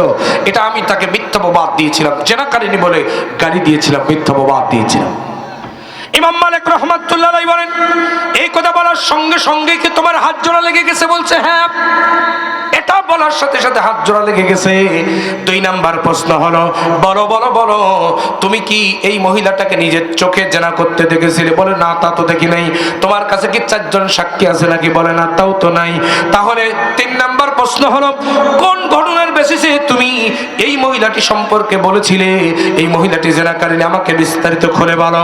মহিলাটা তখন ডাক দিয়ে বলে, হুজুর আমি একদিন আমার বাড়িতে যাচ্ছিলাম, হঠাৎ করে লক্ষ্য করে দেখি এই মৃত মহিলাটা যে মারা গেছে একটা জেনাকার পুরুষের বাড়ির থেকে বের হয়ে তার বাড়ির দিকে যাচ্ছিল। একটা জেনাকার পুরুষের বাড়ি থেকে বের হয়ে তার বাড়ির দিকে যাচ্ছিল। সুতরাং হুজুর এই লোকটা যদি জেনাকারিনী না হবে, এই মহিলাটি যদি জেনাকারিনী না হবে, তাহলে একটা জেনাকার পুরুষের বাড়িতে তার কি? সুতরাং এই ধারণা পোষণ করে আমি বলেছিলাম যে এই মহিলাটি জেনাকারিনী ছিল। যেরকম নাউজুবিল্লাহ, আর যেরকম নাউজুবিল্লাহ। আমার তিনি ভাইরা, আমার বাবাজিরা, ইমাম মালিক রাহমাতুল্লাহ আলাইহি উপস্থিত জনগণকে ডেকে দিয়ে বলে দিলেন, শোনো এই কারণেই এই মহিলাটির হাত জোড়া লেগে গেছে। আমার দিনী ভাইয়েরা, এলাকাবাসী বলল, হুজুর আপনি একটা সমাধান দিয়ে দেন, নতুবা হাত যদি না ছাড়াই তাহলে তো আমরা দাফন করতে পারবো না, এদিকে লাশ পচে দুর্গন্ধ ছড়ে যাচ্ছে। ইমাম মালিক রাহমাতুল্লাহ আলাইহি কি করলেন? কোরআনে কারীম খানা তিনি হাতে নিলেন, কোরআনে কারীমের হাতে নিয়ে তিনি কোরআন খানা খুললেন। আমার দিনী ভাইয়েরা, আশ্চর্যের বিষয় হলো, সবচেয়ে ভালো লাগার বিষয় হলো, ইমাম মালিক রাহমাতুল্লাহ আলাইহি ওই জামানার সবচাইতে বড় হাফেজ ছিলেন, ভালো হাফেজ ছিলেন। জোরে কোন সুবহানাল্লাহ, আরো জোরে বলেন সুবহানাল্লাহ। আমার দিনী ভাইয়েরা, কোরআনে কারীম খানা তিনি হাতে নিলেন, তিনি নিজেও কোরআনের হাফেজ ছিলেন। এখন আমি আপনাদের কাছে জানতে চাই, কোরআনে কারীমের কোন সূরার কত নম্বর আয়াত দিয়ে তিনি রায়টা দিয়েছিলেন? শেষ পর্যন্ত হাত ছাড়াইছিল কিনা শুনতে রাজি আছেন যারা যারা? দুই হাত উঁচু করে আল্লাহকে দেখায় দেন, লিল্লাহে তাকবীর। কষ্ট হচ্ছে না তো আপনাদের? আল্লাহ কবুল করেন, জোরে বলেন আমিন। আমার দিনী ভাইরা, আমি সেটা বলবো মোনাজাতের আগ দিয়ে। যদি আপনার আমার মনে না থাকে আপনারা আমাকে একটু মনে করে দেবেন, পারবেন না ইনশাল্লাহ? এবার একটা প্রশ্ন করি, বলেন কয়টা কবিরা গুনাহ নিশ্চিত জাহান্নাম? একটু জোরে কোন, কয়টা? 5টা। আসেন 3 নম্বর কবিরা গুনাহ যেটা করলে নিঘাত আল্লাহ জাহান্নামে যেতে হবে, সেই কবিরা গুনাহটি হলো আব্বা আম্মার খেদমত না করা, পিতামাতার খেদমত না করা। পিতামাতার খেদমত যারা করবে না এরা যাবে আল্লাহর জাহান্নামে। এরা কোথায় যাবে বলেন? আল্লাহর জাহান্নামে যাবে। আমার দিনী ভাইরা, আব্বা আম্মার খেদমত নাই, আপনার যতই আমল থাকুক না কেন, আব্বা আম্মার খেদমত না থাকলে আল্লাহর জান্নাতে যাওয়া যাবে না। এবার দেখেন কোন লোকটা ওঠে, যিনি উঠবে বুঝতে হবে আব্বা আম্মাকে ভালোবাসে না, এই জন্য চলে যাচ্ছে। কারণ আব্বা আম্মাকে যারা ভালোবাসে না, খেদমত করে না, আমার দিনী ভাইরা, আমার বাবাজিরা, আব্বা আম্মার ওয়াজ তাদের ভালো লাগে না। কথা বলেন ঠিক কিনা? আরো জোরে কোন। আমার দিনী ভাইরা গভীর মনোযোগ দিবেন। আল্লাহ রাব্বুল আলামিন বলছেন, ওয়াকাদা রাব্বুকা আল্লা তা'বুদু ইল্লা ইয়্যাহু ওয়া বিল ওয়ালিদাইনি ইহসানা। আল্লাহ পাক বলছেন, জীবনের সকল ক্ষেত্রে আমি আল্লাহ আমার গোলামি হবে, আমার দাসত্ব হবে, আমার কাছে মাথা নত হবে। আমি আল্লাহ ছাড়া কারো ইবাদত চলবে না। আর আমি আল্লাহ আমার ইবাদতের পরেই তোমরা তোমাদের আব্বা এবং আম্মার খেদমত করবে। যেরকম সুবহানাল্লাহ। আমার দিনী ভাইরা, একই আয়াতে আল্লাহ রাব্বুল আলামিন আব্বা আম্মার খেদমতের ব্যাপারে তুলে ধরলেন।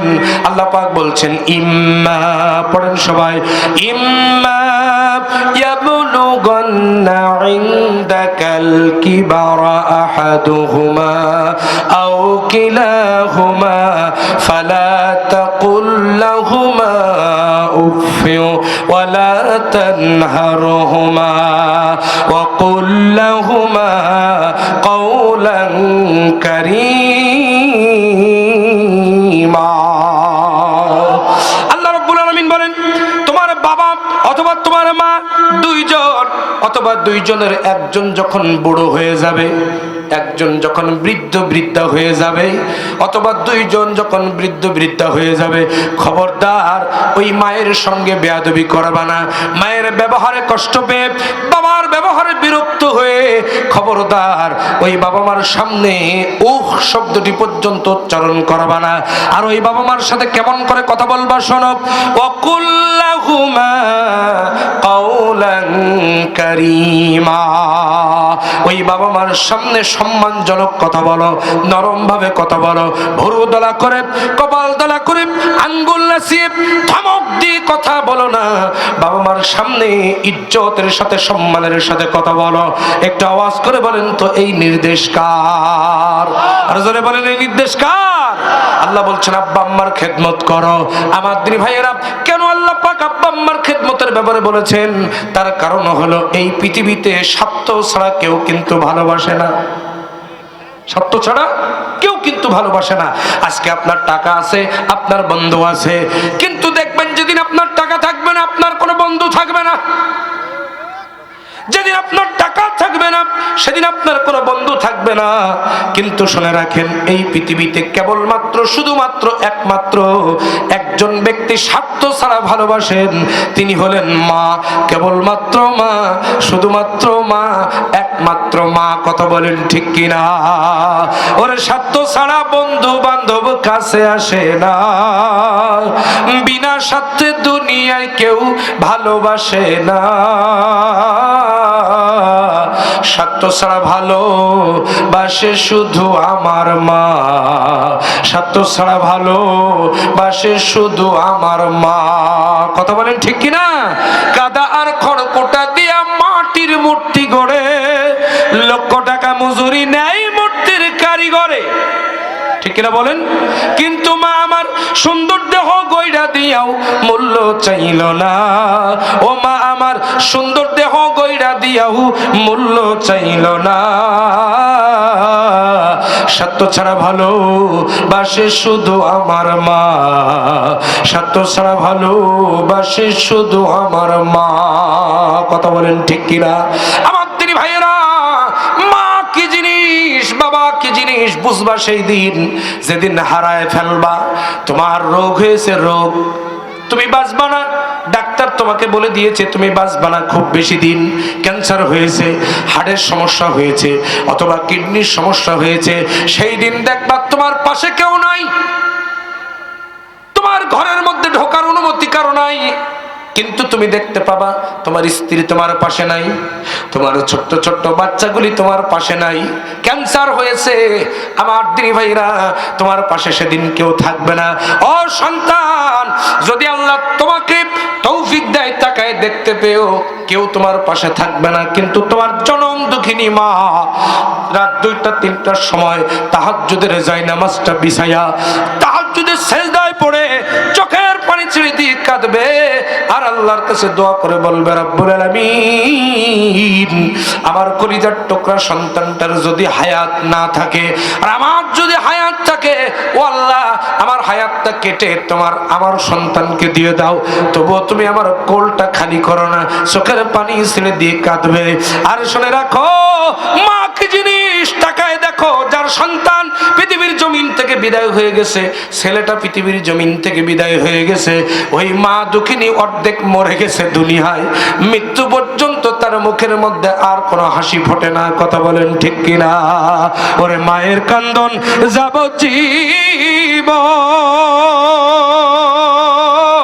যাবজ্জীবন, 2-4 মাস বনের কান্দন রে, ঘরের পরিবারের কান্দন কয়েকদিন পর থাকে না। দুঃখের দরদি আমার জনম দুঃখী মা, গর্ভধারিণী মা, জনম দুঃখিনী মা, দুঃখের দরদি আমার জনম দুঃখী মা, দুঃখের দরদি আমার জনম দুঃখী মা। কথা বলেন ঠিক কিনা? বাবা যাদের চলে গেছে ওই জানে বাবা হারানোর বেদনা। আপনার আমার আব্বা কত কষ্ট করে আপনাকে আমাকে মানুষ করেছে। আমাদের আব্বা, আমরা নতুন জামা পরবো এই জন্য তিনি ছেঁড়া জামা পরে ঈদ করেছে। আমরা নতুন জুতা পরবো এই জন্য তিনি ছেঁড়া জুতা পরে ঈদ করেছে। সন্তানকে লেখাপড়া শিখাইছে, মানুষের মতো মানুষ বানিয়েছে। আজকে সেই সন্তান বড় হয়ে ওই আব্বা আম্মাকে বোঝা মনে করে বৃদ্ধাশ্রমে রেখে আসে। কতক্ষণ একটু জোরে বলেন। বৃদ্ধাশ্রমে রেখে আসে। আমার দিনী ভাইরা বড় হয়েছে, আমার ভাইরা বড় অফিসার হয়েছে, বাবা মাকে বৃদ্ধাশ্রমে রেখে এসেছে। কথা বলেন ঠিক কিনা? ছেলে আমার মস্ত মানুষ, মস্ত অফিসার, মস্ত ফ্ল্যাটে যায় না দেখা এপারে ওপার, নানান রকম জিনিস আর আসবাব দামি দামি, সবচেয়ে কম দামি ছিলাম একমাত্র আমি। ছেলের আবার আমার প্রতি অগাধ সম্ভ্রম, আমার ঠিকানা তাই বৃদ্ধাশ্রম, আমার ঠিকানা তাই বৃদ্ধাশ্রম। ঠিক না বলেন? কিন্তু তাকায় দেখেন, এই সমাজের একজন ইমামের বাবা মা বৃদ্ধাশ্রমে আছে? একটু আসতে বলেন, কেন জোরে কোন আছে? কোন হুজুর আলেম তারা বাবা মা বৃদ্ধাশ্রমে আছে? নাই। যত দেখবেন সব বড় বড় ডাক্তার, বড় বড় অফিসার, বড় বড় শিল্পপতির বাবা মা বোঝা হয়ে বৃদ্ধাশ্রমে আছে। কথা বলেন ঠিক কিনা? সুতরাং সন্তানকে যদি আপনি সঠিক শিক্ষাটা দিতে পারেন, সঠিক দ্বীন ইলমটা যদি আপনি শিক্ষা দিতে পারেন, ওই সন্তান কশ্চিন কালেও আপনার মৃত্যুর পূর্বে আপনাকে বোঝা মনে করবে না, বরং সে খেদমত করবে, কারণ সে জানে আল্লাহর পরে পিতামাতার খেদমত। কথা বলেন ঠিক কিনা? আব্বা আম্মার খেদমত যারা করবে না এরা যাবে আল্লাহর জাহান্নামে, আর যারা আব্বা আম্মার খেদমত করবে আল্লাহ রাব্বুল আলামিন এদেরকে জান্নাতে নিযুক্ত করবেন, জান্নাতে পাঠিয়ে দিবেন। যেরকম সুবহানাল্লাহ।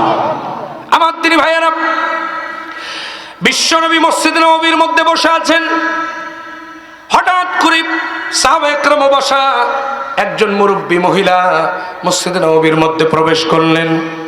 বিশ্বনবী ওই মহিলাটিকে দেখা মাত্রই উঠে দাঁড়ায় গেলেন। নবীজি যখন দাঁড়াইছেন সাহাবায়ে কেরাম তারাও উঠে দাঁড়ায় গেল।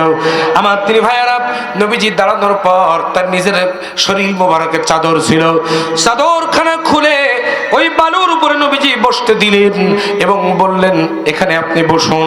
বিশ্বনবী ওই মহিলাটিকে বসায় যথেষ্ট পরিমাণ সাধ্য মতো খেদমত করার চেষ্টা করলেন। ওই মহিলাটি যখন চলে গেল, আল্লাহ নবী বিশ্বনবী জনাবে মুহাম্মদ রাসূলুল্লাহ সাল্লাল্লাহু আলাইহি সাল্লাম চাদরখানা উঠায়া এভাবে করে ঝাড়লেন না, ধাক্কা দিলেন না, নবীজি গায়ের মধ্যে চাদরখানা জড়াই দিলেন ধুলা অবস্থায়, বালি অবস্থায়। আল্লাহ নবী বিশ্বনবী জনাবে মুহাম্মদ রাসূলুল্লাহ সাল্লাল্লাহু আলাইহি সাল্লাম এই কাজ যখন করেছেন, আল্লাহ রাব্বুল আলামিনের হাবিবের সাহাবীরা জিজ্ঞাসা করতেছেন, ইয়া রাসূলুল্লাহ, ইয়া হাবিবাল্লাহ, আপনি এই চাদরখানা ঝাড়লেন না অথচ গায়ের মধ্যে জড়ালেন, এই মহিলাটাকে তো আমরা চিনতে পারলাম না, আপনি যার জন্য নিজের গায়ের চাদর মোবারক খুলে দিলেন, হুজুর এই মহিলাটা কে, তার পরিচয় কি? আল্লাহর নবী বলেন, আমার সাহাবীরা শুনে রাখো, ও সাহাবীরা, জন্মের আগেই আমি আমার বাবাকে হারিয়েছি, জন্মের পরে আমার মায়ের দুধ আমার কিসমতে জোটে নাই, কারণ এই মক্কার নিয়ম হলো যিনি জন্ম দিতেন উনি দুধ পান করাতেন না, আর একজন নিয়ে যেত, কিছু অর্থের বিনিময়ে দুধ পান করায় তারপরে আবার রেখে যেত। আমার দিনী ভাইয়েরা, আমি মুহাম্মদ রাসূলুল্লাহ সাল্লাল্লাহু আলাইহি ওয়াসাল্লাম আমার মায়ের দুধ আমার কিসমতে হয় নাই। ও আমার সাহাবীরা শোনো, যার কোলে কাকে চড়ে আমি বড় হয়েছি, যার বুকের দুধ খেয়ে আমি বড় হয়েছি, ইনি আমার সেই দুধ মা হযরতে হালিমাতু সাদিয়া। জোরে কোন সুবহানাল্লাহ, আর জোরে বলেন সুবহানাল্লাহ। ওই মা যার চলে গেছে, আব্বা যার চলে গেছে, আল্লাহ রাব্বুল আলামিন দোয়া শেখাচ্ছেন কোরআনে কারীমের ভিতরে। যেরকম সুবহানাল্লাহ।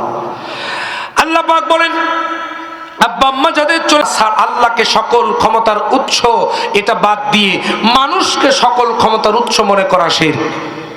নাউজুবিল্লাহ বলেন। আল্লাহ যেটা করতে পারেন দুনিয়ার মানুষও সেটা করতে পারে, আল্লাহ মানুষকে ওই ক্ষমতা পর্যায় পর্যন্ত পৌঁছে দেওয়া শিরক। যেরকম নাউজুবিল্লাহ। কিন্তু আমাদের সমাজে দেখবেন অনেক মানুষ আছে আমার দিনী ভাইরা যারা বলে সকল ক্ষমতার উৎস জনগণ, বিশেষ করে রাজনৈতিক যারা করে, কতক্ষণ সকল ক্ষমতার উৎস জনগণ। নাউজুবিল্লাহি মিন যালিক। তাহলে আল্লাহকে সকল ক্ষমতার উৎস মানতে হবে, অন্য কেউ সকল ক্ষমতার উৎস হতে পারে না। দুই নাম্বার, আল্লাহ যেটা দিতে পারেন দুনিয়ার মানুষের কাছে সেটা চাওয়া হলো শিরক। এবার বলেন, আল্লাহ দিতে পারে নাকি? একটু জোরে কোন। চাওয়ার মতো চাইতে পারলে আল্লাহ সবকিছুই দেন।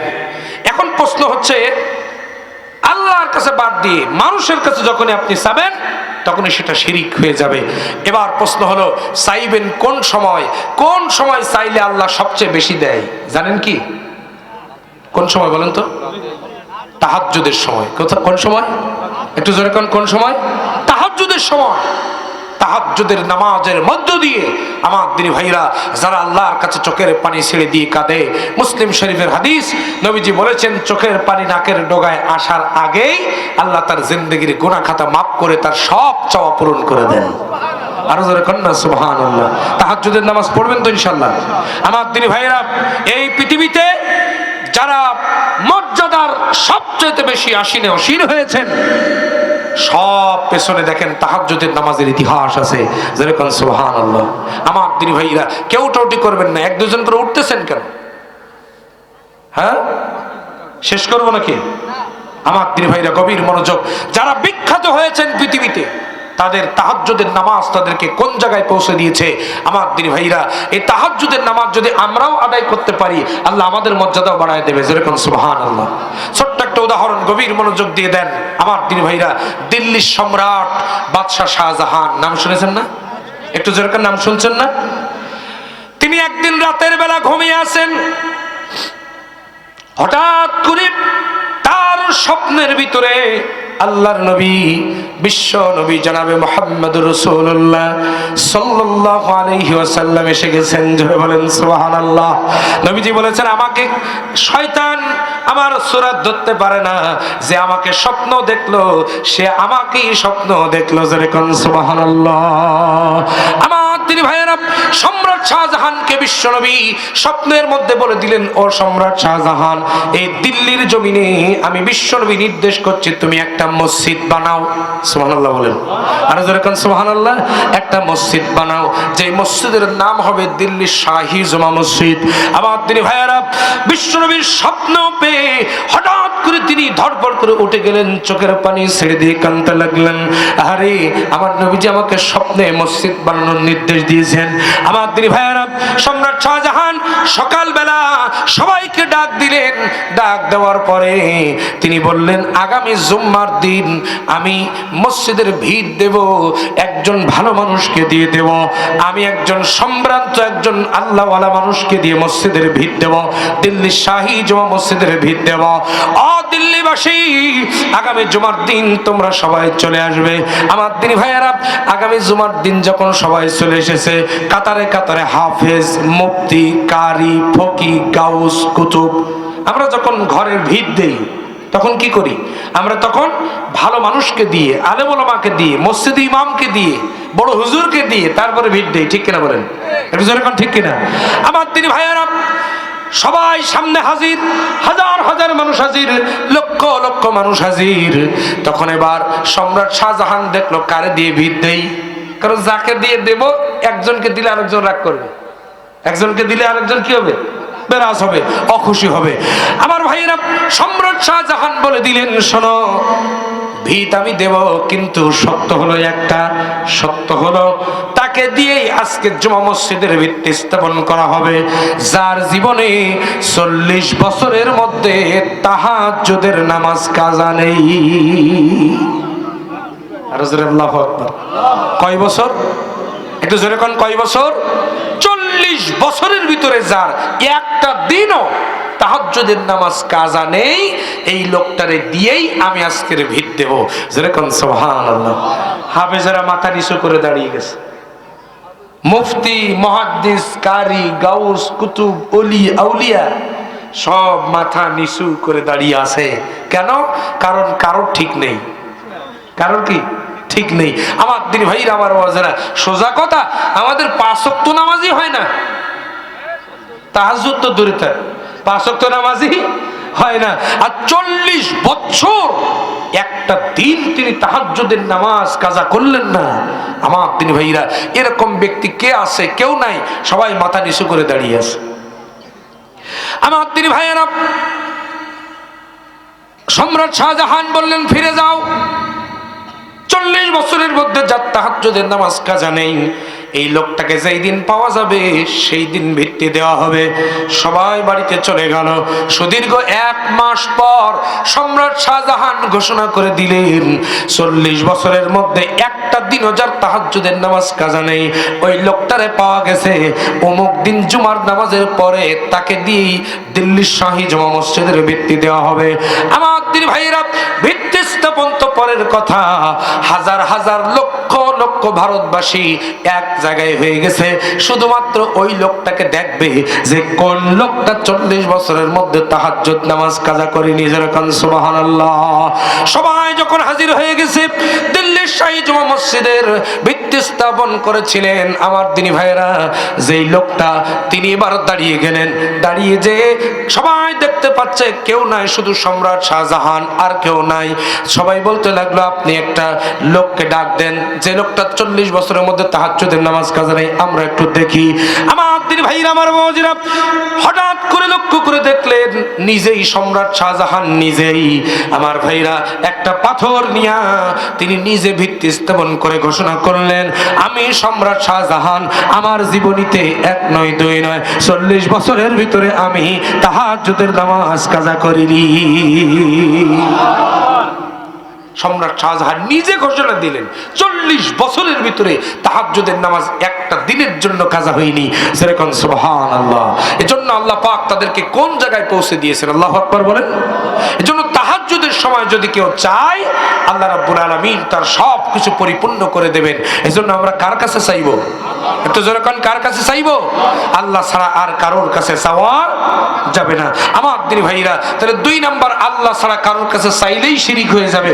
3 নাম্বার হলো আল্লাহর আইন তথা কোরআন কারীমের বিধান বাদ দিয়ে মানুষের তৈরি করা বিধান যারা মানবে এবং ওইটা প্রতিষ্ঠার চেষ্টা যারা করবে, এরা হলো শিরিক করলে মুশরিক হয়ে গেল। কথা কি বুঝতে পেরেছেন? সুতরাং কোরআনের বিধান বাদ দিয়ে মানুষের তৈরি করা বিধান প্রতিষ্ঠার আন্দোলন কোনো মুসলমান করতে পারে না। কথা কি বুঝতে পেরেছেন? তাহলে আমার দিনী ভাইরা, শিরক যারা করবে এরা যাবে আল্লাহর জাহান্নামে। 4 নাম্বার। 5 নাম্বার কবিরা গুনাহ, যেটা করলে নিঘাত আল্লাহর জাহান্নাম, সেই কবিরা গুনাহটি হলো জুলুম করা। জুলুম কি করা বলেন? জুলুম করা। জুলুম যারা করবে এরা যাবে আল্লাহর জাহান্নামে। জুলুম 2 প্রকার। 1, নিজের নফসের উপরে জুলুম করা, অর্থাৎ আল্লাহ পাক যে কাজগুলি করতে নিষেধ করেছেন সেই কাজগুলো বেশি করে করা। আল্লাহ পাক যেমন তিনি বলেছেন যে নামাজ কাজা করো না, তিনি বলেছেন চুরি করো না, ডাকাতি করো না, ঘুষ খেও না, সুদ খেও না, জেনা করো না, ব্যভিচারী করো না। এই কাজগুলো বেশি করে করবেন তো আপনি নফসের উপরে জুলুম করলেন। আর নফসের উপরে জুলুম করা মানেই আপনি জালেম হয়ে গেলেন। আল্লাহ রাব্বুল আলামিন বলছেন সূরা শূরার 42 নম্বর আয়াত, যারা জুলুম করে আমি আল্লাহ ওদেরকে ধরি আর কিয়ামতের দিন ওদেরকে জাহান্নামে নিক্ষিপ্ত করব। আমার দিনী ভাইরা, এই নফসের উপরে যারা জুলুম করবে এরা যদি তওবা না করে তাহলে বিনা হিসেবে জাহান্নাম। জরকান নাউযুবিল্লাহ।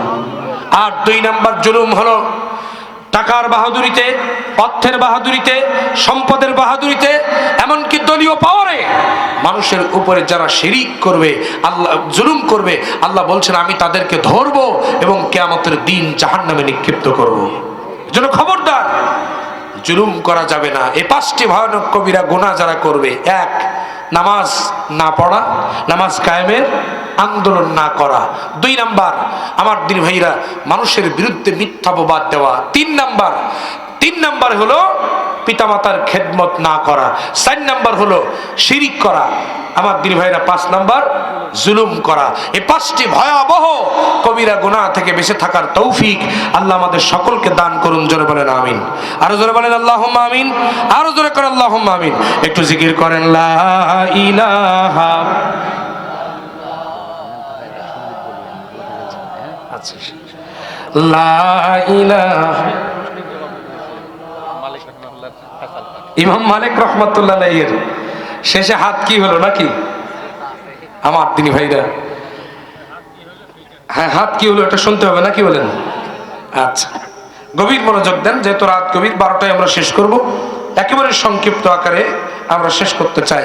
শেষ পর্যন্ত হাত কি হলো নাকি বলেন? আল্লাহ কবুল করেন। জোরে করে আল্লাহুম্মা আমিন।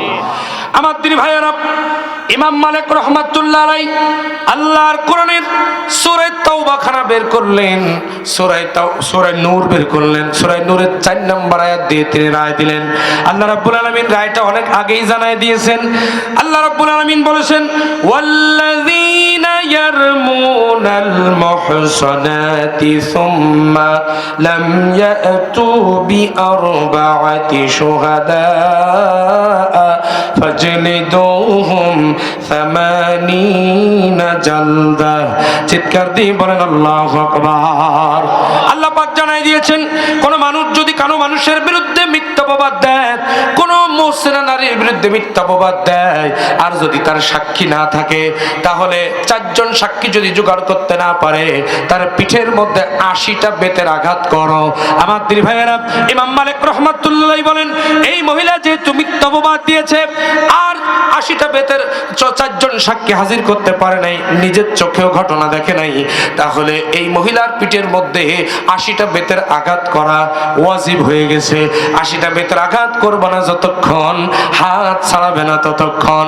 জল্লাদকে ডাকা হলো, হাতে একটা বেত তুলে দেওয়া হলো, বাড়ি মারতে শুরু করতে অনুমতি দেওয়া হলো। তিনি বাড়ি মারা শুরু করলেন, 1 2 3 4 করে 80টা বেতের আঘাত যখন করা হয়ে গেছে, সত্যি সত্যি দেখা গেল হাত ছাড়ায় গেছে। ইমাম মালিক রাহমাতুল্লাহ আলাইহি বলেন, এই মহিলার গোসলের পরবর্তী কার্যক্রম শেষ করো। গোসল করে জানাজার নামাজে দাঁড়িয়ে তিনি এভাবে ঘোষণা করে বলে দিলেন, শোনো ও মদিনার মানুষ, একটা কথা স্পষ্ট শোনো, যারা মানুষের বিরুদ্ধে মিথ্যা অপবাদ দিবে ওরা দুনিয়ায় এভাবেই লাঞ্ছিত হবে, আর কিয়ামতের ময়দানে আল্লাহর কঠিন আযাব তাদেরকে গ্রেফতার করবে। আমার দিনী ভাইয়েরা, আজকে যদি আমার দেশে আল্লাহর কোরআনের আইন চালু থাকতো, আমার রাষ্ট্রীয়ভাবে যদি ইসলাম চালু থাকতো, তাহলে মানুষ মানুষের বিরুদ্ধে মিথ্যা অপবাদ দিলে 80টা বেতের আঘাত, এই আইন যদি চালু থাকতো, আমার দেশে মানুষ মানুষের বিরুদ্ধে মিথ্যা অপবাদ দেওয়ার দুঃসাহস পেত না। কথা বলেন ঠিক কিনা? সুতরাং আমাদের স্লোগান একটাই, আগামীর বাংলাদেশকে কোরআনের বাংলাদেশ বানাতে হবে। কথা বলেন ঠিক কিনা? আর জোরে বলেন ঠিক কিনা? আমার প্রিয় ভাইরা, এজন্য আমাদেরকে ঐক্যবদ্ধ হতে হবে। কি হতে হবে? আর জোরে কন্যা কি হতে হবে? ঐক্যবদ্ধ হতে হবে। আমাদের মধ্যে কোনো ভেদাভেদ রাখা যাবে না। জোরে কোন রাখা যাবে? একটু জোরে কোন রাখা যাবে? আমরা কে কোন দল করি এটা মূল বিষয় নয়, আমরা সবাই এক। আমরা সবাই কি বলেন? আর জোরে আমরা সবাই কি? সবাই একটু 2 হাত উঁচু করেন, মেহেরবানি করে সবাই 2 হাত উঁচু করে দেন। আমার দিনী ভাইরা, এসো মমতার বন্ধনে হাতে হাত রাখি, সব দ্বন্দ্ব বিভেদ ভুলে যাই, জামাত চরমোনাই হেফাজত খেলাফত আমাদের ভেদাভেদ নাই। দেখো তো হাত তোলেনি কে কে? একটু মেহেরবানি করে সবাই হাত তোলেন, সবাই হাত তোলেন, সবাই হাত তোলেন, মেহেরবানি করে বলেন, এসো মমতার বন্ধনে হাতে হাত রাখি, সব দ্বন্দ্ব বিভেদ ভুলে যাই, জামাত চরমোনাই হেফাজত খেলাফত আমাদের ভেদাভেদ নাই। ওহো জামাত চরমোনাই হেফাজত খেলাফত আমাদের ভেদাভেদ নাই। ঠিক কিনা বলেন? কারবালা ফুরাতার সিন্ধু নদীর তীরে রক্ত ঝরিয়েছি আমরাই। কথা বলেন ঠিক কিনা? বালাকট সাপলাই পলাশির প্রান্তরে আজও সেই রক্তের ঘ্রাণ পাই। কারবালা ফুরাতার সিন্ধু নদীর তীরে রক্ত ঝরিয়েছি আমরাই, বালাকট সাপলাই পলাশির প্রান্তরে আজও সেই রক্তের ঘ্রাণ পাই। আমাদের ইতিহাস একতার ইতিহাস। ঠিক না বলেন? আমাদের ইতিহাস একতার ইতিহাস, ঐক্য ছাড়া কোনো পথ নাই, ঐক্য ছাড়া কোনো পথ নাই। জামাত চরমোনাই হেফাজত খেলাফত আমাদের ভেদাভেদ নাই। ওহো জামাত চরমোনাই হেফাজত খেলাফত আমাদের ভেদাভেদ নাই। ঠিক না বলেন? এই দল সেই দল কত দল দেখলাম, দেখে দেখে করেছি শেষ। এইবার জেগেছে আপামর জনতা, ইসলামের হবে দেশ। ঠিক না বলেন? এই দল সেই দল কত দল দেখলাম, দেখে দেখে করেছি শেষ। এইবার জেগেছে আপামর জনতা, ইসলামের হবে দেশ। ওরা শুধু বারবার করে গেছে ব্যবহার। কতক্ষণ 54 বছরে ওরা শুধু আমাদের ব্যবহার করেছে, আর কিচ্ছু না।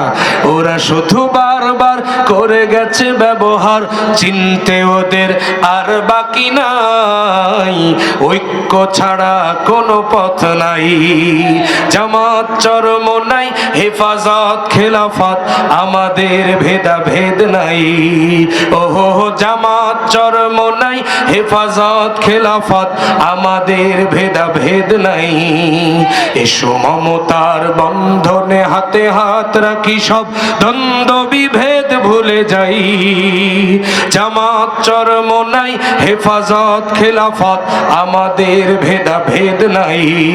ওহো জামাত চরমোনাই হেফাজত খেলাফত, আমাদের ভেদাভেদ নাই। ঠিক না বলেন আমার দিন ভাইরা? যদি আমরা বাংলার জমিনে ইসলাম পন্থীরা ঐক্যবদ্ধ থাকি, নাস্তিক বেঈমানেরা পালানোর পথ খুঁজে পাবে না। আর যদি কোন কথা ঠিক কিনা? সুতরাং আমরা আগামীর বাংলাদেশকে কোরআনের বাংলাদেশ বানানোর জন্য যেন ঐক্যবদ্ধ ভূমিকা পালন করতে পারি। জোরে কোন আল্লাহুম্মা আমিন। আর জোরে বলেন আল্লাহুম্মা আমিন। আসেন আমার দিনী ভাইয়েরা, আমরা দোয়ার দিকে যাব। যেহেতু 12টা পর্যন্ত আমরা কথা বলতে চেয়েছি, আর মাত্র 5 মিনিট বাকি আছে। আল্লাহ তাআলা আজকের মাহফিলকে কবুল করুন। জোরে বলেন আল্লাহুম্মা আমিন। আর জোরে বলেন আল্লাহুম্মা আমিন। আল্লাহু আকবার। অনেকগুলো সঙ্গীত তো আজকে হলো। আবার অনুরোধ, বিদায় বেলার সঙ্গীত নাকি? ভালো থেকো বন্ধু, মনে আছে না? দেখি হাত তোলেন, সবাই হাত তোলেন, বিদায় দেন। ভালো থেকো বন্ধু, যদি বেঁচে থাকি দেখা হবে আবার। চারিদিকে মৃত্যুর হাহাকার শুনি, হৃদয়ে ক্রন্দন সবার। মনটাকে ধুয়ে মুছে সাফ করে নাও, মনটাকে ধুয়ে মুছে সাফ করে নাও। বেলা বুঝি হয়েছে যাওয়ার, দেখা হবে আবার। ভালো থাকুন সবাই, যদি বেঁচে থাকি দেখা হবে আবার। চারিদিকে মৃত্যুর হাহাকার শুনি, ক্রন্দন হৃদয়ে সবার। মনটাকে ধুয়ে মুছে সাফ করে নাও, মনটাকে ধুয়ে মুছে সাফ করে নাও। বেলা বুঝি হয়েছে যাওয়ার, দেখা হবে আবার, দেখা হবে আবার।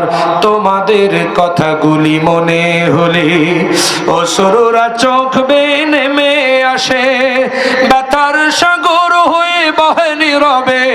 স্মৃতির পাতাগুলি আপনি ভাসে, তোমাদের কথাগুলি মনে হলে অশ্রুরা চোখ বেয়ে নেমে আসে, ব্যথার সাগর হয়ে বহে নীরবে।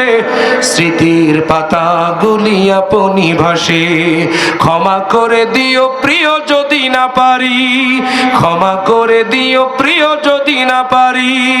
কোরআন হাদিস শোনাবার, দেখা হবে আবার, দেখা হবে আবার। ভালো থেকো বন্ধু, যদি বেঁচে থাকি দেখা হবে আবার, দেখা হবে আবার।